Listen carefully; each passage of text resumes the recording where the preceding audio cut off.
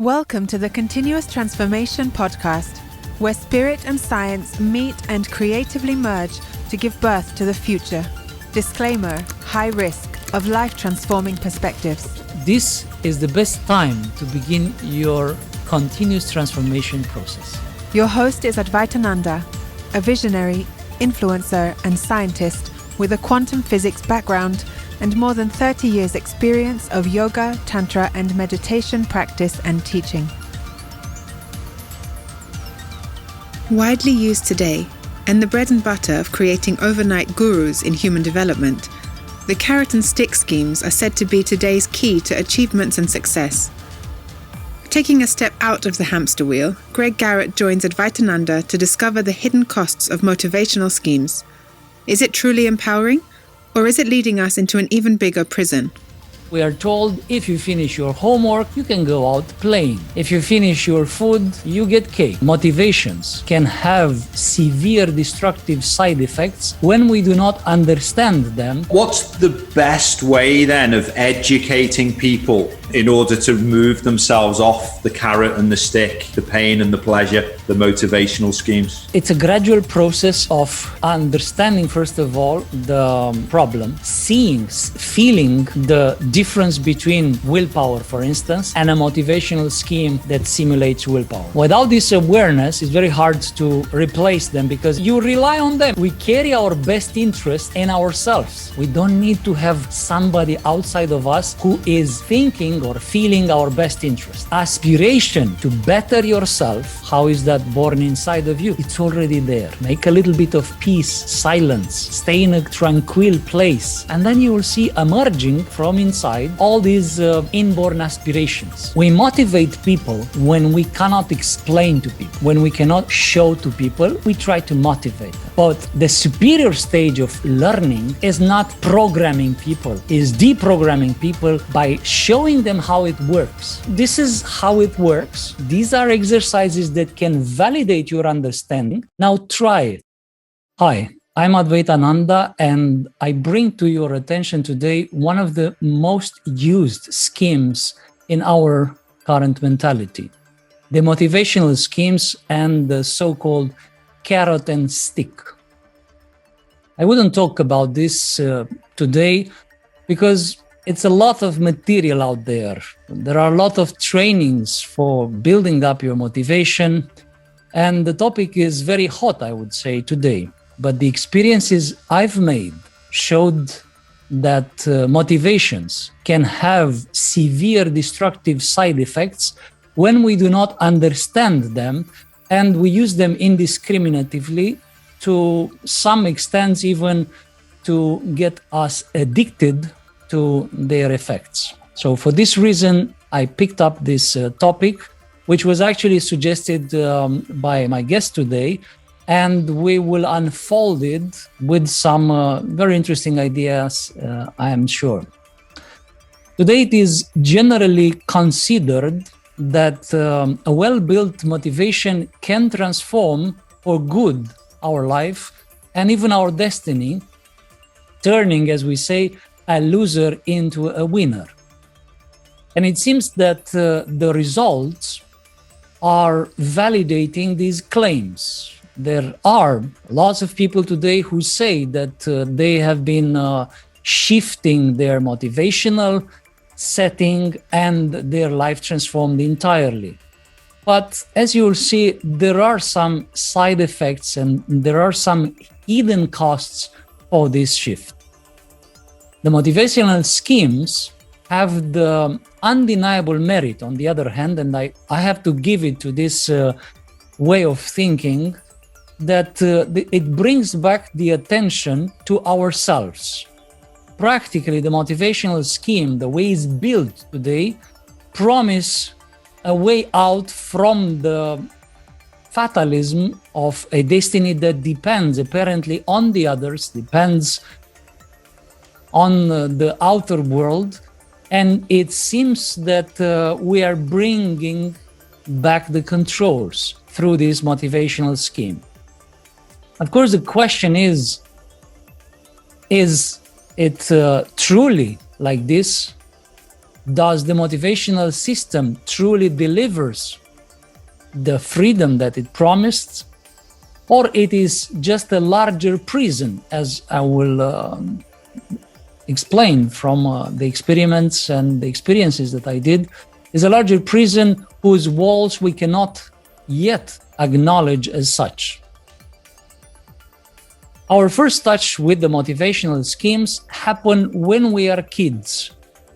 And we all have this kind of episode in our life when we're told, if you finish your food, you get cake.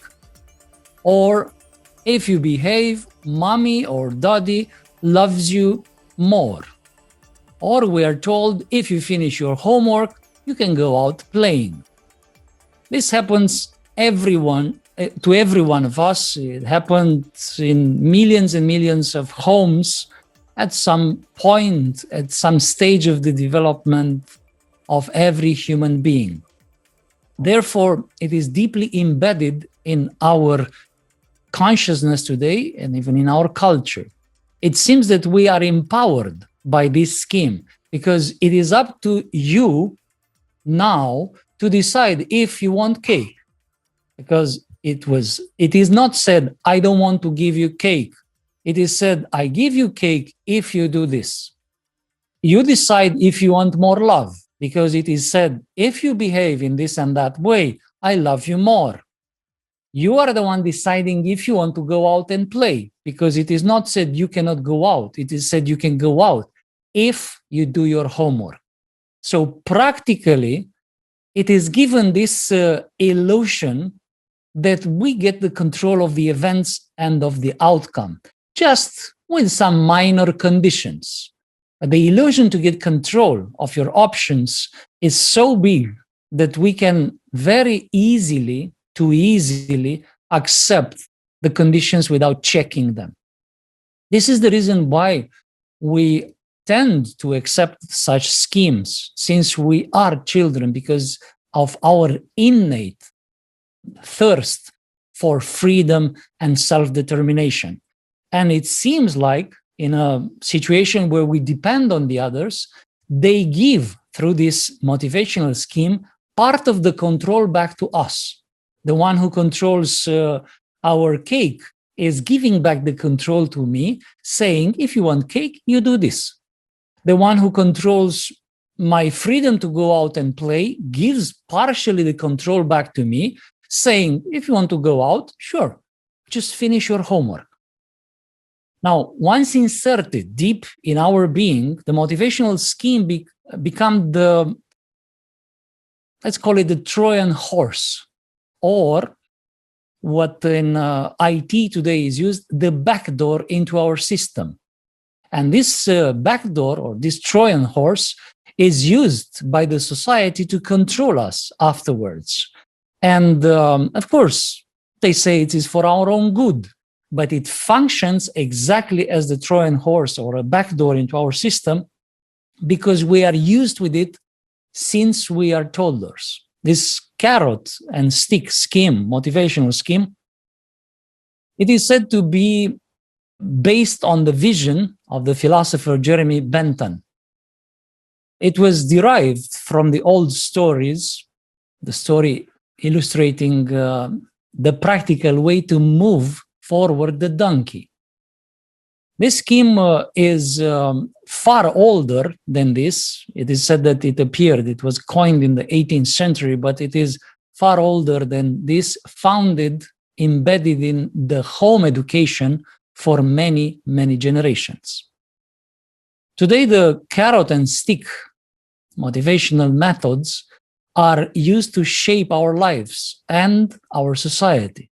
Everywhere we hear today the sentences like, if you are a good citizen, you do that.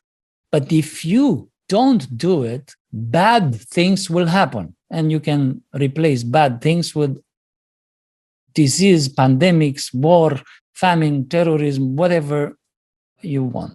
Of course, here you can see carrot is being a good citizen, having validation from the society, being recognized. And the stick is social stigma, fear, losses, disasters. So even though we hear this, we don't realize that constantly we're repeated the carrot and stick scheme, constantly we're reminded of our childhood conditioning. Of course, when we put it like this, it seems silly, it seems too simple. And unfortunately, I've met a lot of people who, when they hear these things, they say, yeah, I got it. I can see what you mean, but it doesn't work on me. Actually, because it is embedded in our education since we are so small, it works very fast on all of us, and it is built in our consciousness at almost the very root of it. Not exactly at the root, but quite deep inside of us. So therefore, it's not something to take lightly. On the other hand, if you look around, we can say that all the marketing, all the politics, the social engineering itself that we see today all over the planet, all are based on this simple scheme. None of these schemes, none of these domains like politics, marketing, social engineering would work at all if this scheme would not be embedded in people.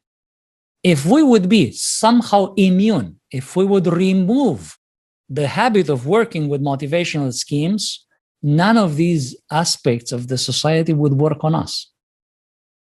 Moreover, the entire leadership and leadership training today is based on motivation and self-motivation. It is worldwide a business worth $370 billion annually. This was the statistic from 2019. In US alone, corporate training programs that are motivational based entirely jumped from $55 billion in 2012 to $83 billion in 2020. So it's a booming industry. Everyone exploits these golden eggs of this wild goose, I would say, avoiding, however, to have a critical view or thinking on it and its effects, because, of course, they're the golden eggs. Why would you criticize the producer?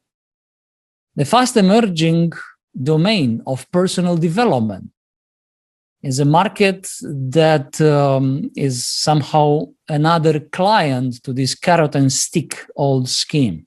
In 2019 alone, it had reached 39 billions worldwide. There are even different theories supporting the production of a motivational scheme, very complex theories, and some people transform it into an art. And it would be good if it wouldn't have some very powerful side effects, which from my experiences, side effects which are canceling almost completely the benefits. Numberless studies today point out the lack of recognition or motivation as a cause of the lack of work efficiency in different workplaces. And therefore, of course, it results the need for better motivational schemes. All of these look only from one side, ignoring the possible negative side effects of our motivational scheme behavior. So deeply is this scheme embedded in our life today, so many are its implications that a lucid analysis of its flows seems a difficult task. But I have to say, difficult never stopped me.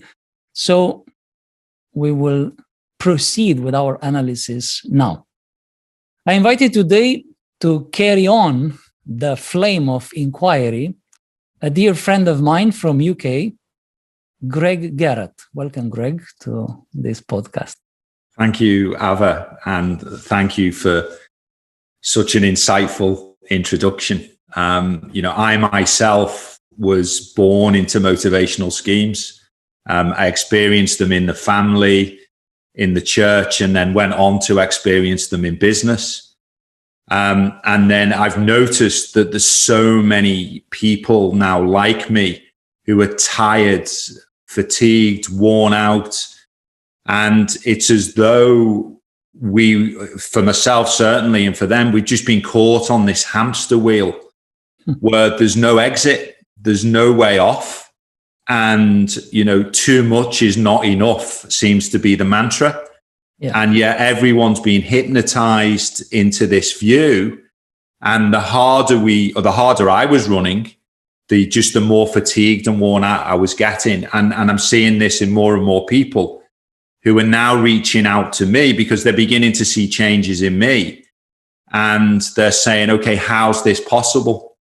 And that we can make the change, that we can get off the hamster wheel, and that we can begin to recognize who we are again, because I lost sight of who I was. And I see so many people in the same space themselves.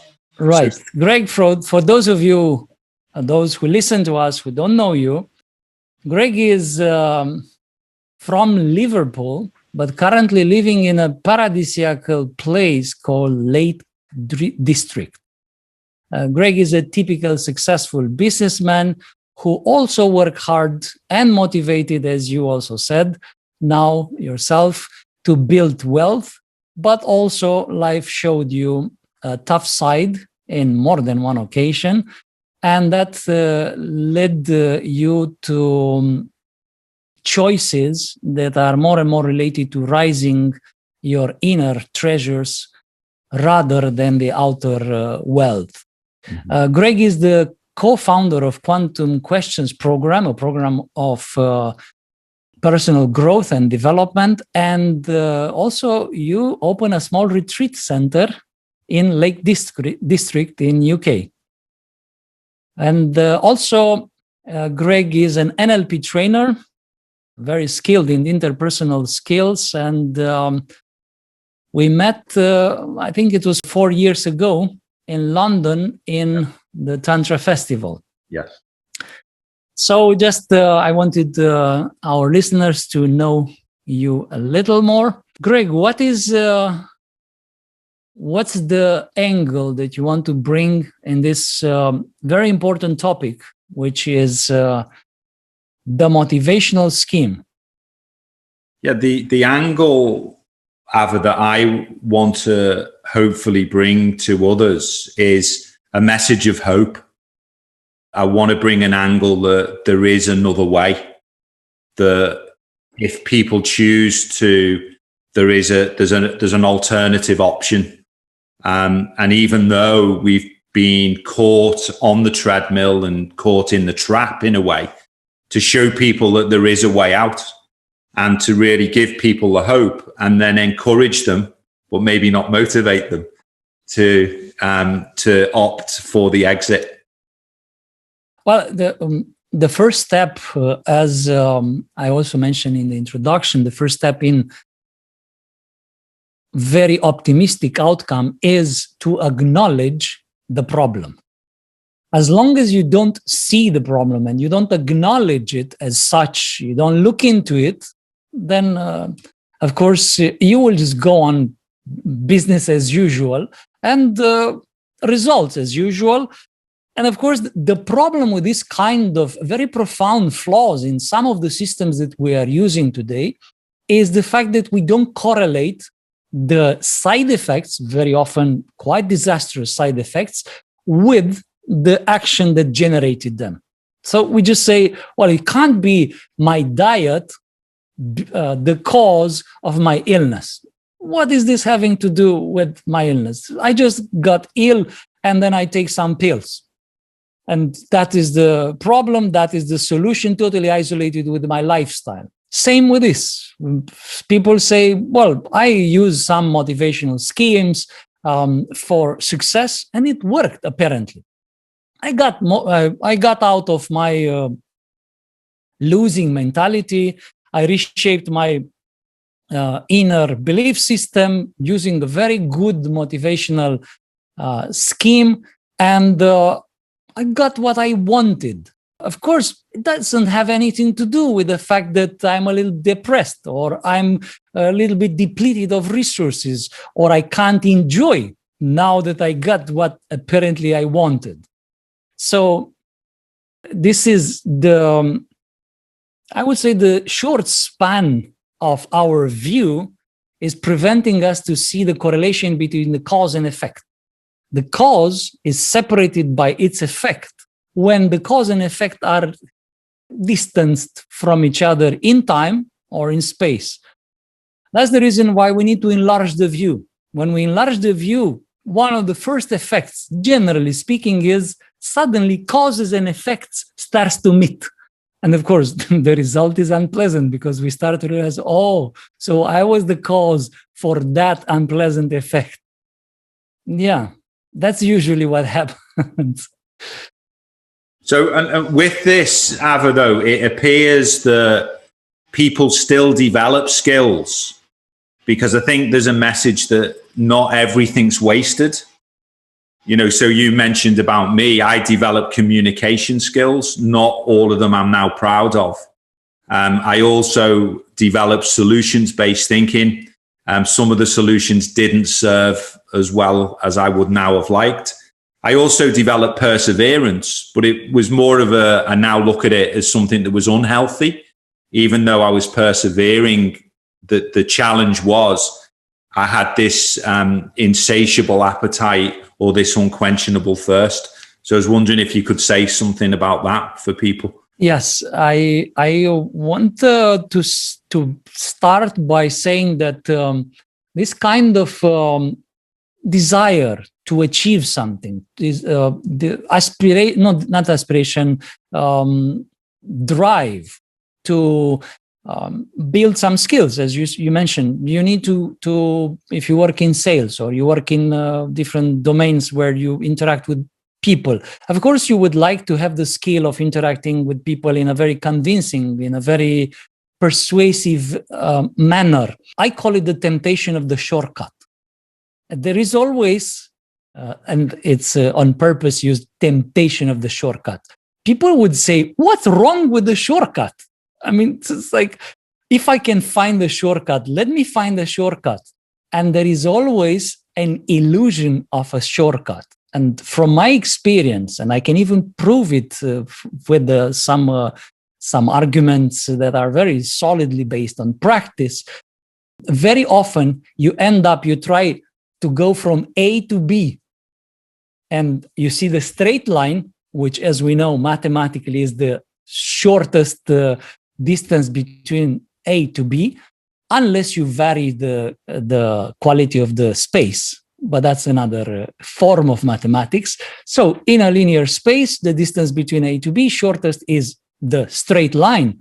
But interestingly, because of your deformed view, you have the impression, wait a second, I think there is a shortcut here. So, and of course, there are people who will give you a lot of argumentation. Look, there is this alternative. But since you saw the straight line, you know that mathematically it's impossible to find a shorter distance between A and B than the straight line. But still, there is a temptation. Even if you know in theory that it is like that, you will try. And you end up having a detour, very often extremely complicated detour, getting lost on the way. And initially, you gave up the straight line from A to B, which is actually the shortest way. You can't have the shortcut of the straight line between A to B. And yet there is a temptation there. And that's one of the origins in our psyche of trying all these motivational schemes, because people say, but it will work a little bit. You can give the appearance, for instance, of perseverance, as you mentioned there. If you put a very strong carrot in front of you and a stick to remind you of the carrot if you forget, you look like a very perseverant donkey. Really perseverant donkey, because it's like, look at him. He keeps going. Greg goes there. Amazingly, wake up every morning, look at the carrot. He tries to ignore it. The stick comes from behind. Hey, move Greg out of bed and do your homework, whatever is that. And then you look like super perseverant. You can go 25 years in such a scheme. From time to time, your boss or the boss of your boss will have skills of leadership reminding you, hey, Greg, this carrot, it can grow even bigger. And if not, the stick will be harsher.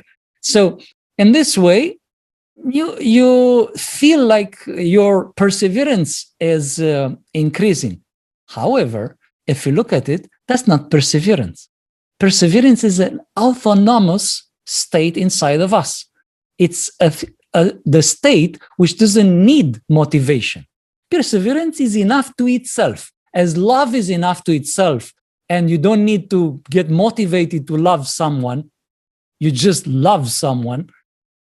Is the same with perseverance, is the same with all qualities. You see, motivational schemes are replacing, they are surrogates for inborn qualities. And if you start to use them closely, slowly, you atrophy qualities. Because it's like walking sticks. Imagine you use a walking stick, and after a while, your body starts to deform because you adapt to the crutches. And then you use another one, and slowly, you lose your inborn qualities of walking straight and nice and athletic and beautiful for all kind of devices or all kind of, this is analogy. So analogically, so yes, it is like this very often that we are tempted by a shortcut, even though we have the straight line between you and perseverance. It's a straight line, A to B. You don't need motivation to go there. That's a detour. You just need to grow perseverance. How do you grow perseverance? Repeat the actions, the good actions that you started to do, and the perseverance grows with it. As well as other inborn qualities, you just need to manifest them and they grow.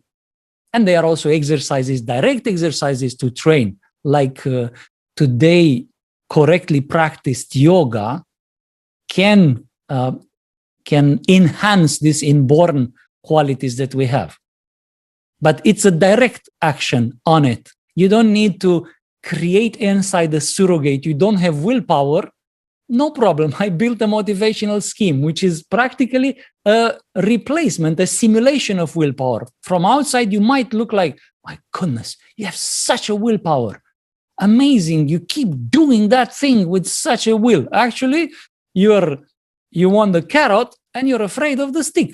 That's not willpower. A person with willpower doesn't necessarily need the carrot, but still does the action, is not afraid of the stick, still moves out of willpower, out of a spontaneous impulse of willpower. So what's the best way then of educating people to be able to fire these natural inner qualities or abilities that you're referring to, and in order to move themselves off the carrot and the stick, the pain and the pleasure, the motivational schemes?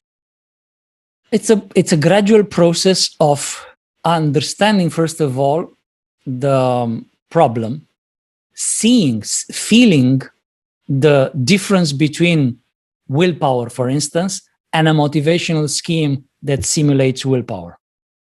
Without this awareness, it's very hard to replace them because you rely on them immediately.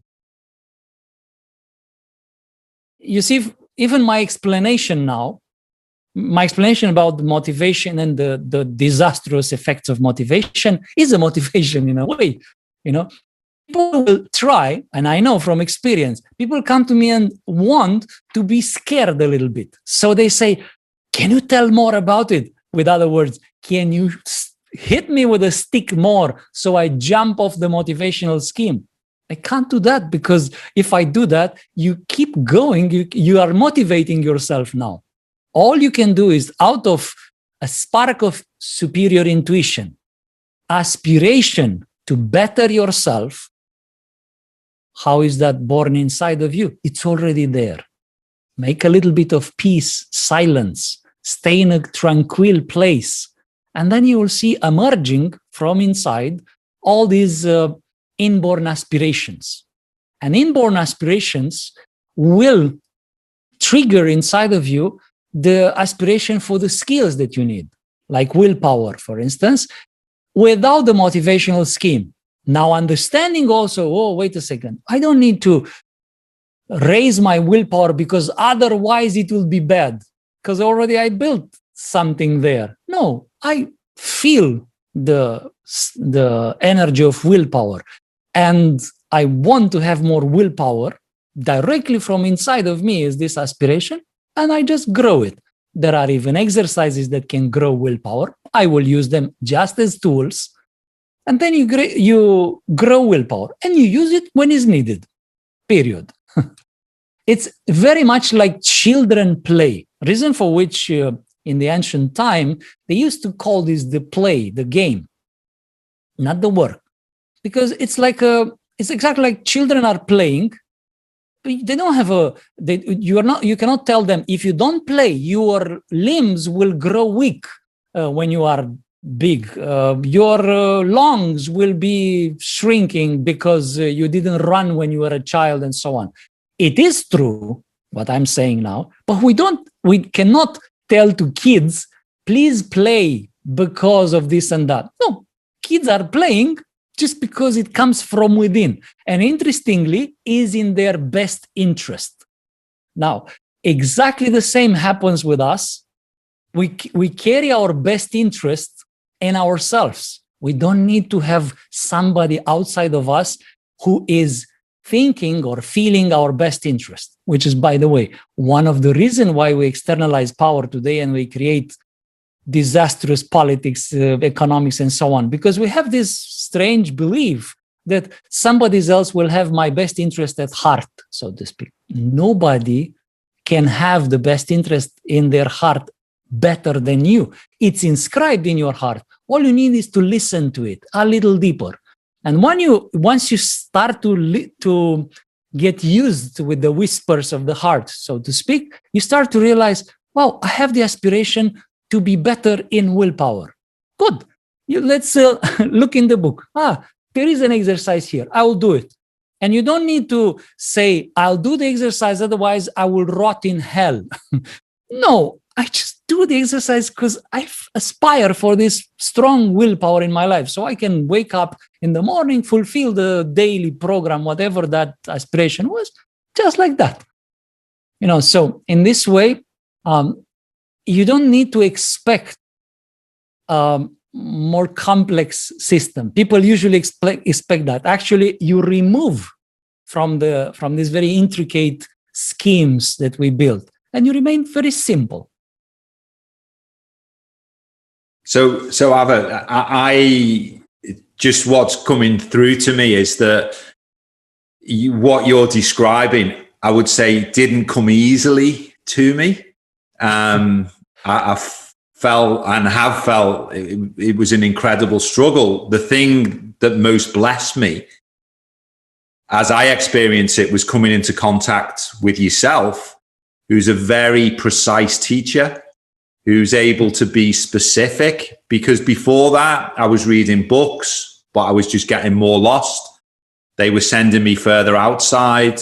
I was meeting other people who were trying to self-serve their own motivation. So I was bought into their motivational schemes.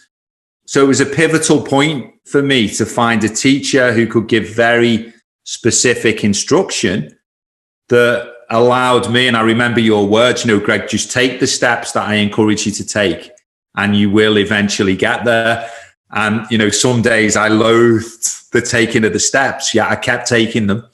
And sure enough, things really began to emerge for me as I began to experience this connection with the inner whispers and just beginning. And I still feel I'm in the foothills whilst I'm saying it with a smile on my face. So how can we, if you like, just guide people or point to, because there seem to be so many teachings, yet so many are getting people lost. You mentioned some things, Greg. Intuitively, you find it useful for yourself in the way I was offering you, sharing with you my experiences and what I have learned myself and practiced from my teacher. So it's a transmission, in fact. But you mentioned something that I consider to be essential. You see, we motivate people when we cannot explain to people. When we cannot show to people, we try to motivate them. But the superior stage of learning is not programming people, is deprogramming people by showing them how it works. You see, a magic trick, this sleight of hand, but like it is presented as magic. A magic trick works as long as you don't know it. If somebody tells you how it works, even if the sleight of hand is fabulous, it still doesn't work on you. I mean, you see it because you know where to look. And all it takes is 15, 20 seconds to tell you the trick. And then the most perfectly set up magic trick doesn't work on you anymore. But before that, thousands of people are watching mesmerized, and they are wondering, how is this even possible? They can't, if they didn't have been so materialistic, they would believe in magic. What you see today, for instance, this great magicians on TV or live. Yeah. So what I'm saying, and this is a characteristic of what I was sharing with you, not necessarily to pump in more motivation, which would have immediate results, but long-term disastrous effects. No, I took the long path of revealing the mechanisms, because this was the path shown to me by my teacher. He never tried to shame me or to tell me, look, it will be very bad this or very good that. You try, see for yourself. This is how it works. Because inborn in every each of us, and that you'll discover by yourself, is our best interest. A set of pure, God-given, I say, aspirations. I know, even if people don't believe in God, it is still something given to us. A set of aspirations that can drive us to the highest forms of perfection. It's proven today. Nobody knows how is it born in us, this kind of impulse. But when it is lacking, we replace it with motivation. However, it's still there. It's, analogically speaking, is a child which was in a coma or something that we buried alive. That kind of aspiration. It's a sad image, but it is like that. It's something that exists in us, an aspiration to perfection. As I said, you have the intuition of perfect love, and still you introduce, even in relationships, motivations. I should love this person because it gives me this kind of pleasure, or it gives me emotional security, financial security, some people. Anyway, all kind of burdens on the shoulders of their beautiful, potentially beautiful relationship. Now, if you understand, I'm not talking mentally understand exactly as when you learn biking and you catch the feeling of keeping your balance, that kind of understanding, catching it. But how do you catch it? Somebody would show it and somebody would explain the mechanisms. Push the pedal one after the other, move your body like this. So that's the first act, and then show it to you, and exercising, then suddenly you get it. And then the trick of motivation will not work on you. And on the other hand, you will see for yourself the results. Now, this was the thing that you saw as different when we met. What I did to you and what I do usually is to show this is how it works. These are exercises that can validate your understanding. Now try it. Without an hour of preaching, yes, but if People don't do that. You will die in hell. And if you do that, heavens is for you and 77 virgins. No, I'm joking. So because I joked on purpose like this, because unfortunately, spirituality was turned into religion by motivation. Spirituality was a science of spirit.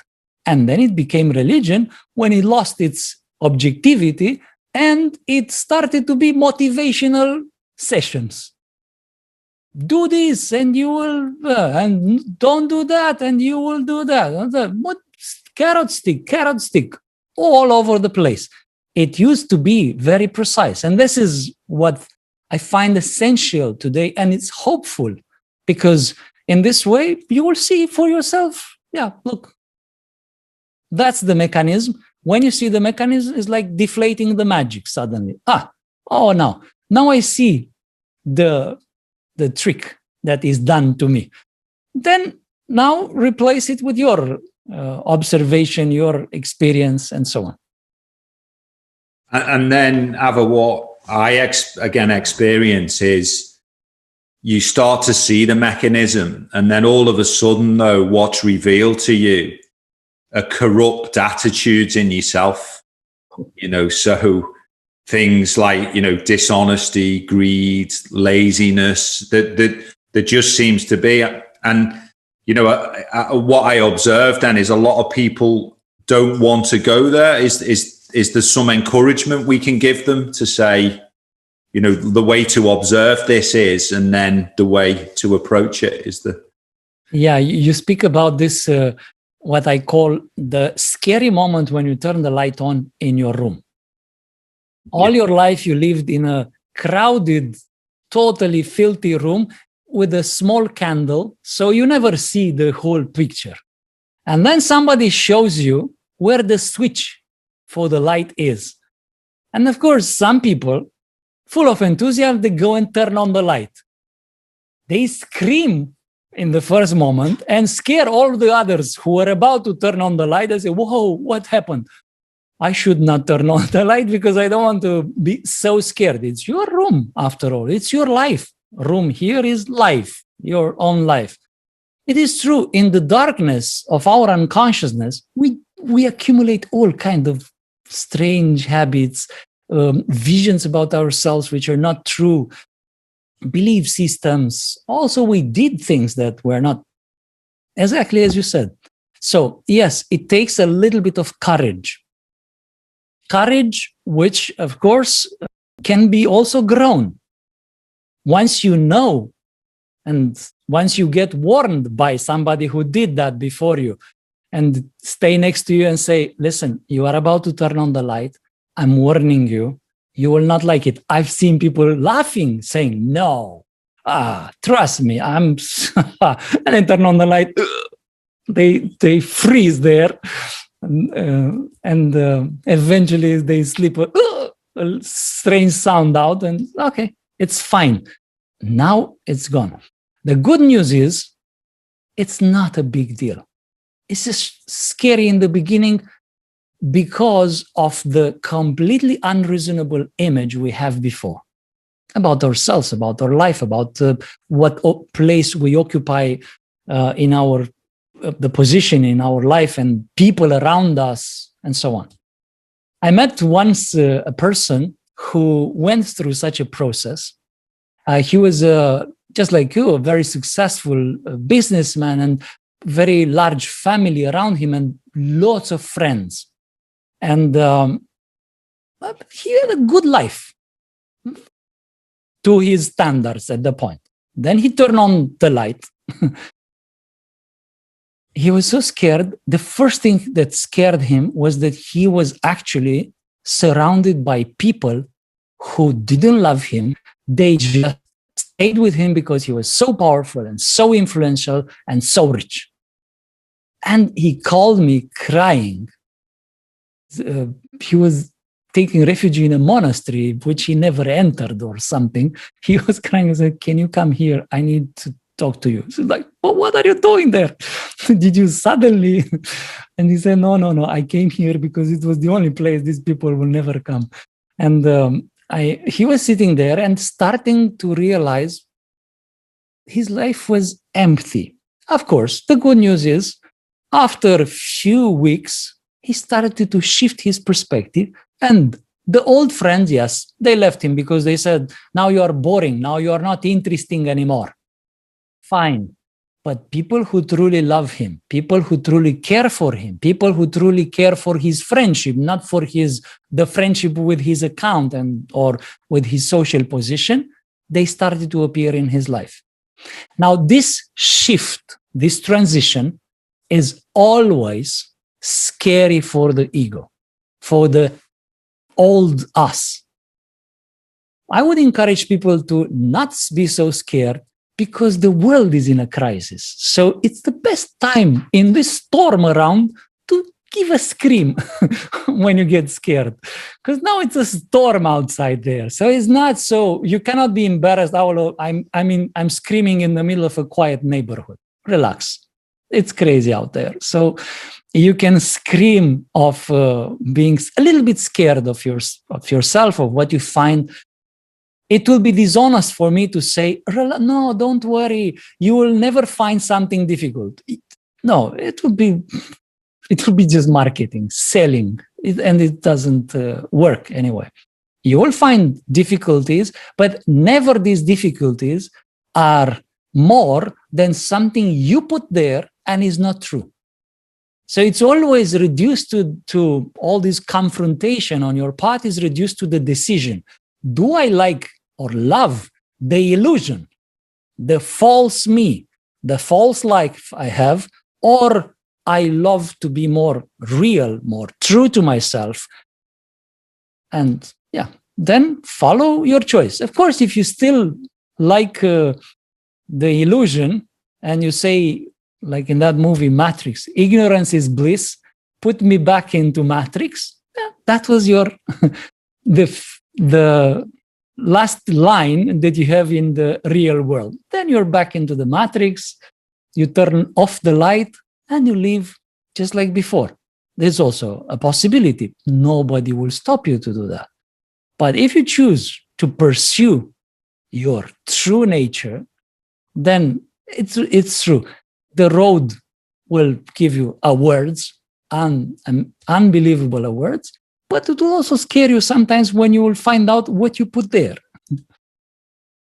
Yeah, so in my experience, again, very much like that, coming out of the matrix, and it seems to come in waves, not necessarily the biggest wave first. So you can get some breaking over the bow when you least expect it. But is there anything, in this time-based world, is there anything we can say to people about the time it would take to turn around? Because I think a lot of people are daunted when they maybe peer within and get this shock when they turn the light on for the first time. The moment I know this question, it comes reoccurring also from you. I remember it came a few times. How long it will take? Like, okay. I feel you, but I hope it will not take 20 years. Honestly, the answer is it can take a lifetime, because we constantly find more and more aspects about our being which we can improve and so on. It can take a lifetime, but it starts now and it's spectacular. So it's like the time perspective, the scary perspective of time is only happening when you are not actually planning to start. Remember that. When you're not really planning to start, you sit there questioning how long time it will take. People who already are they found the aspiration within, you try to tell them and they are already on the road. You speak alone there. It's like they left already. Sorry, I'm on the road. Yeah, sure. So the thing is, if you're scared that it might take a month, don't do it. If you're scared that it might take a day, still don't do it. It will be immediate when you for instance, you start to see just to understand these motivational schemes, I've seen people just after one lecture about this whole topic, they start to freak out because they say, oh my goodness, but it means almost everything I do is like that. Yes, probably so. But there are solutions. Look into the solutions. I just explained few. There are actually more and systematic solutions. And get started, because the faster you start, the more you defeat this mentality of time limitation that I might not have the time. Yeah. So it's not something to feed too much, this time perspective. Oh, what shall I expect? 1 month or 3 months? Well, you should expect immediately to move. And then it never comes a challenge on our path bigger than what we are ready for. They're always, adjusting according to our possibilities. Or let me put it the other way around, which sounds more reasonable. We're always adjusting our possibilities according to the challenges we meet on the path. Either way you put it, there is a match between challenge and real possibilities, because there is also a difference between what we can really do and what we offer as an availability to life. Now, very often we offer to life 10-15% maximum from our real availability now. The rest is kind of a comfortable reserve, the comfort zone. Well, let's see. I give you 10%. Let's see what I get first. And then I will commit 100%. Interestingly, when you commit 100% to life, to challenges, also to glorious moments of achievement and so on, you actually get also the no time for transformation. Transformation is instantly. Thank you, Ava. And so as I've learned or been learning not to use corrosive or corrupt motivational schemes, I've noticed an improvement in my health, in my vitality, in the quality of my sleep, and even the quality of the relationships around me. Is there anything that you'd like to say about this and the changes people might experience if they choose to take? Well, this being such a deeply embedded behavioral scheme, it affects everything. As you mentioned a few domains. Health. Well, health is influenced very much by our lifestyle, so to speak. It's influenced by our habits, by culinary habits, breathing habits. Practically all that we're doing repeatedly every day is influencing the quality of our health. And of course, since all of these actions and things that we're doing today are having at the origin, embedded in it, such a simple scheme that is replacing our inborn qualities, of course, switching that off and giving room to the qualities to develop, deep transformation will happen. Same with relationships. But not only, I can tell you another perspective which many people are today so interested into, but there is apparently no solution in sight. The society, because we're talking about personal development today, a lot, personal development, which is right. I'm very happy. At least we reached to the conclusion we can't transform the world if we don't transform ourselves. So that's a good thing to do. But on the other hand, if we take the personal transformation in the right direction, like for instance, switching off motivational schemes, switching on aspirations that come from deep within, then interestingly, these inborn aspirations and inborn qualities, they are, analogically speaking, like a universal alphabet of life. Result of which, there are no possible divisions between people. I'm not talking between races. I'm talking about two people even. Two people who, let's say, they don't agree with each other. they're almost impossible to have a real conflictual. You might have some disagreements, and which are always completing your perspective, but not real conflictual situation that is destroying your liver, for instance. This kind of, and imagine if you have a group of people in that situation hating another group of people, you have the society that we see today all over the place. So the implications of switching between the motivational schemes to aspirational behavior are extraordinarily profound, not only at the personal level, but also at the societal level. The world will shift to a completely new perspective naturally if people, instead of pumping motivation, they will just discover aspirations. Very often I compare this motivational scheme, I think you heard me also saying this, with the invention of perfumes. French people invented perfumes by the higher nobles of the society, by aristocrats of the society, because they didn't wash so well, because they couldn't, all these costumes, all these wigs they were wearing. So they started to stink. And they, instead of finding a way to wash better, they covered the stink with perfumes. Exactly the same we do with perfume of personality, motivation. A well-motivated person is a person who smells well, so to speak. But actually, if you get closer, stinks of ego.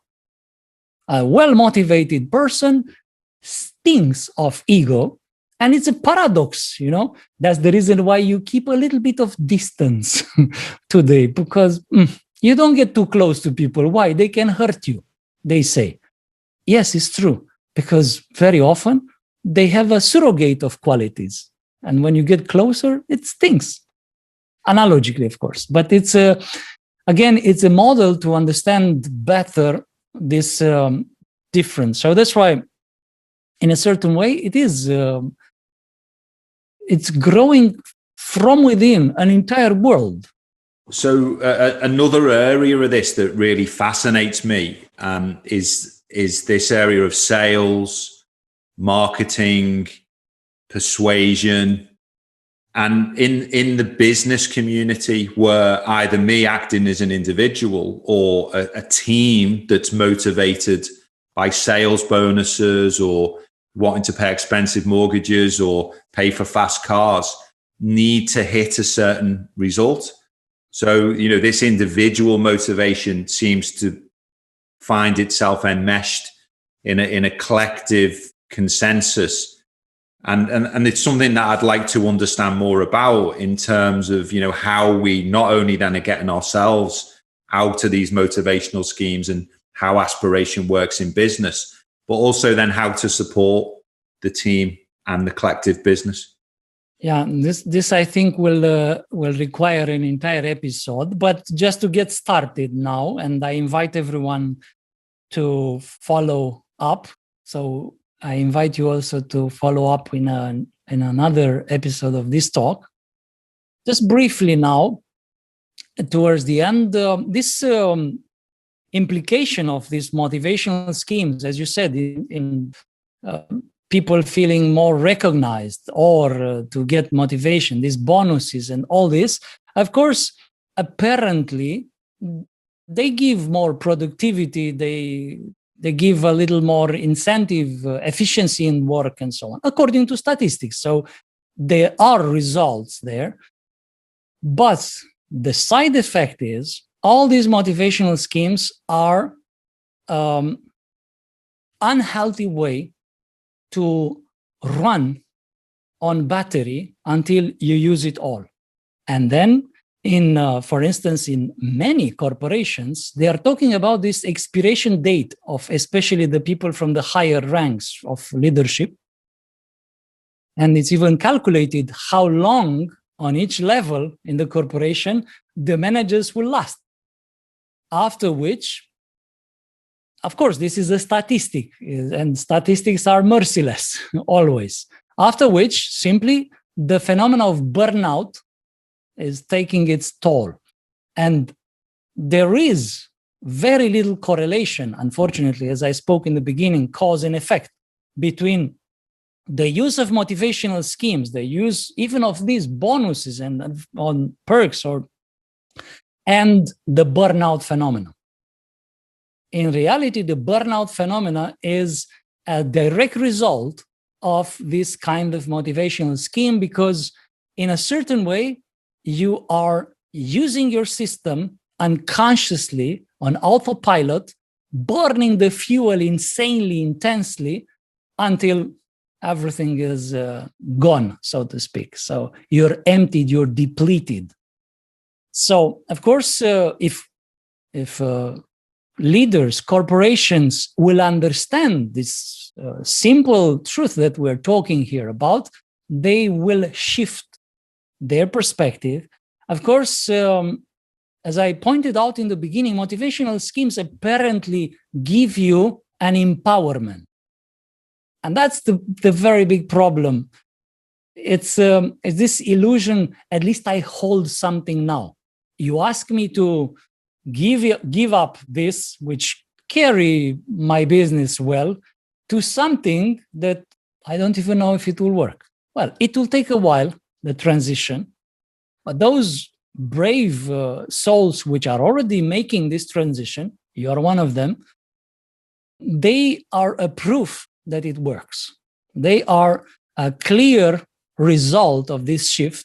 And then I'm sure that slowly, and faster, actually, people will start to see the results of other people who did the shift, and corporations will start to have more courage to say, well, why don't we move on and work in this way? And the whole environment inside of their working space will shift. One of the results that I guarantee that will be visible will be the disappearance of the burnout phenomenon.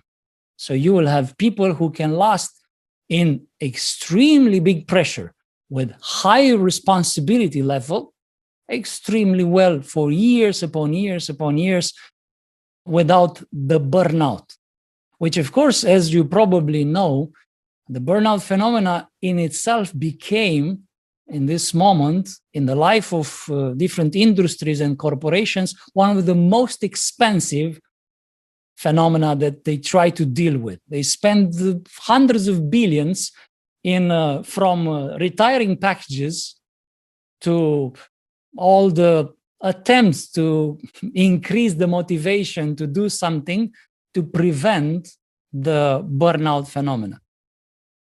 The burnout phenomena is analogically like you try to quench your thirst by drinking salted water. Yeah. As you know, it doesn't help. So, but let's wrap it up here, Greg. And I suggest we do a second part, which approach more this part of social side of motivational schemes. So we channelize the attention in that direction. But what would you say as a conclusion to take home from this talk we had? Well, it's been so rich. That's one of the problems with such talks. Yeah, the thing I take away is, I don't know if it's my appetite or everyone's, it's to receive confirmation. You know, the steps that I'm taking, even though I'm experiencing the changes, sometimes it's just nice to be hearing that, yeah, look, we're going in the right direction, even though we're experiencing it, keep going. And then this thing called time, again, just to be able to, you know, there's no time like the present. So just continue to be kind to myself and to remind myself that if I'm taking the steps in the right direction and I'm experiencing it, I'm validating it for myself. Just keep taking the steps, Greg. It's heading in the right direction. That's a very nice conclusion. Yes. Thank you, Greg. And thank you all of you for joining me. Greg, I wait you for the next episode, which we will do together on the social side of the question, what is wrong with my motivation?